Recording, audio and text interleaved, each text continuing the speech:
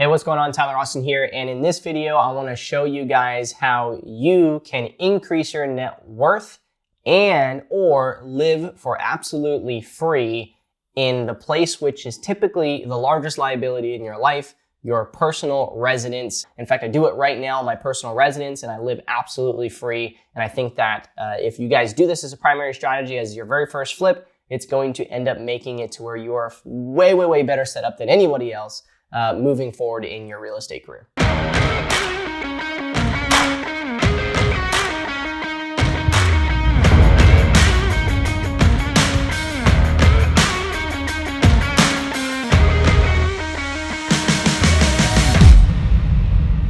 All right, so let's talk a little bit about what a personal residence even is, okay? Typically, it's where you lay down every night and go to bed, right? There's a couple different beliefs in this world, right? One of which is that you should only ever rent a house.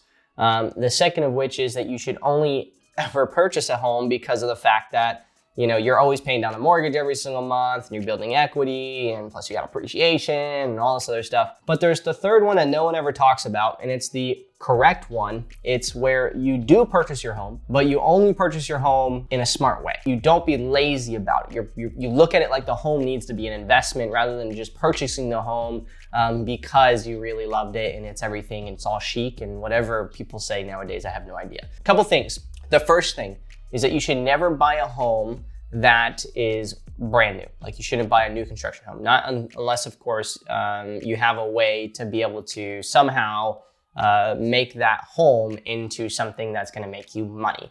For example, it might be a vacation home that you can Airbnb and it's actually producing you revenue when you're not there compared to your personal residence where you're going to be there every single night, your family's gonna be there, and so on and so forth. The other belief of that though is that maybe it's the one place that you should spend your money and you should enjoy where you live and all that other kind of stuff. But most people don't stay in the same exact location for their entirety of their life. They want to move around. In fact, most people should go out and travel and move around. So it's better to try to make it to where you have the capability to be able to move and be leveraged across, different locations. So that's why people believe in renting. How do we find a house that fits the criteria to be able to be a live-in flip or something to where we can house hack it? So let's start with live-in flips though. The live-in flip tactic is one of the tactics that have created a lot of wealth for even some of my personal friends.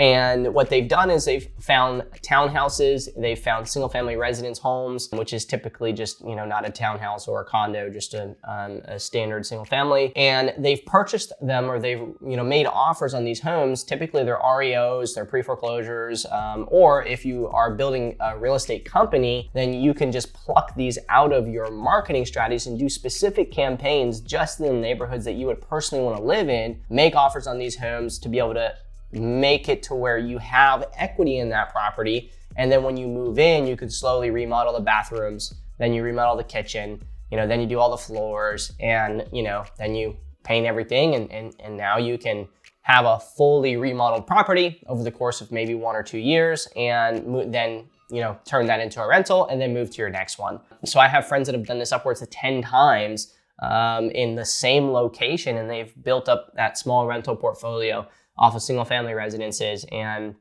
it builds them a lot of passive income. Plus they have a lot of net worth now because of the fact that each of those properties have 30, 40, 50% equity in them, all because when they purchased them, they purchased at the right price, they put the time into it, and now they rent them out, make passive income plus the net worth. Okay. So that's a really amazing strategy. Some of the annoyances with that strategy is the fact that, well, I gotta move my family, I gotta move all my stuff. But here's the cool thing. Local moving companies, you can get done to where they'll move your whole home for like $1,000, So if you're buying a home really well at a good price, you can just account that $1,000 into the cost of buying this home. And so when you get your, mortgage for it, you just count that in there, move into that home, easy peasy. The next thing that you can do here, and this is more of a longer term strategy, but can also still be, within a 1 to 2 year, type deal, is you purchase a duplex, okay? Or a triplex or a fourplex. The larger that you can do in this scenario, the better. However, the idea is that you purchase a home, which you can live in this property, and then at the same time you're living there, you can rent out another portion of the property in order to compensate for you having to pay a mortgage. What this does is it enables you to be able to basically live for free, to where now instead of paying a mortgage, you can take that same exact money and you can reinvest it elsewhere. So unlike the live-in flipping, you have to still pay your mortgage every single month and everything else, but then, you're gonna end up turning into rental in the future. A house hacking enables you to be able to have no mortgage right away. And in fact, in some scenarios, especially if you have like a triplex or a fourplex, you're actually gonna make money every single month instead.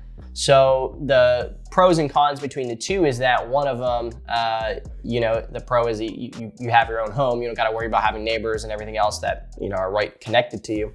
Compared to the, duplex or triplex, you're connected directly to somebody.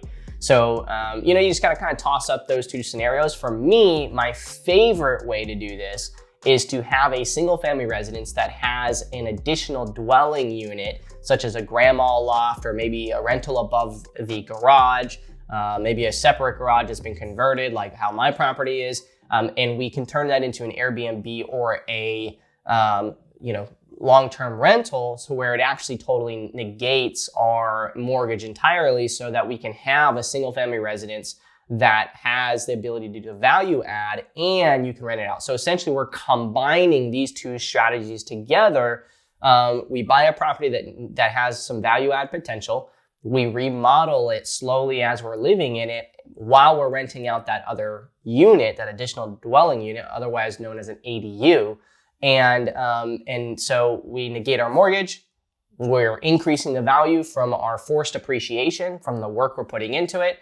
And now when we go to sell it, we can be able to sell it for much more. We're building out equity in our property because of that appreciation from the work that we're putting into it. We're putting $1 in and getting $2 out.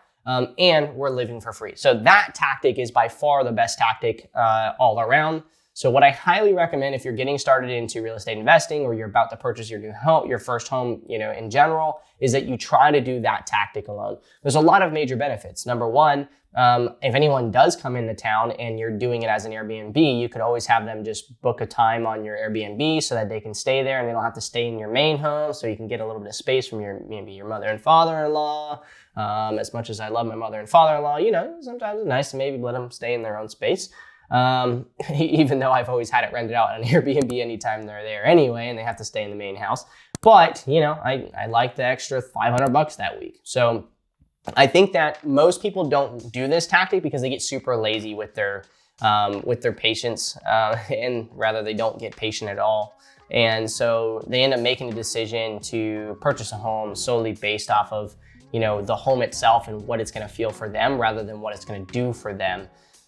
So again, I've said this a lot in the last 2 months, the difference between your wants and your needs. And for most individuals, what they need is to make a smart decision when it comes to the purchase of their primary residence. But what they want typically is what is the most shiny thing and what's gonna look good on their photos that they moved into a new home and yada, yada, yada. So I think that's everything.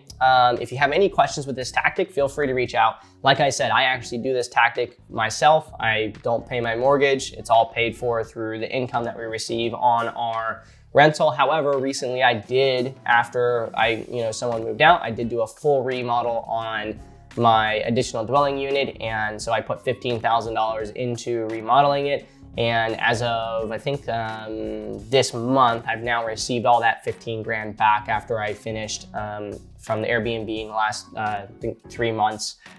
We made back all that money, and now I'm back to being profitable again for the year on receiving that. So when I did that 15,000 of work though, I increased my value of my property much greater than 15,000. So I was able to, get that equity increase in my property, in addition to now I've just received back all of my cash. So I basically got it for free because of this tactic, right? So again, really amazing strategy. Do not get lazy with it.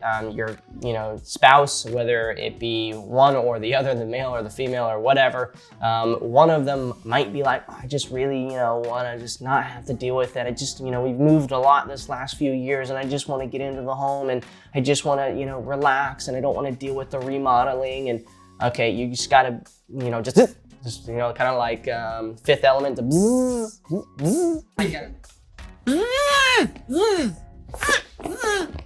And you just got to do that, okay? You just got to tell them like, hey, shut up and color.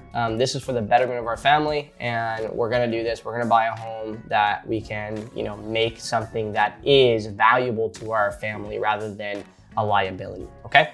So hopefully, again, this was valuable. See you guys in the next video. Peace.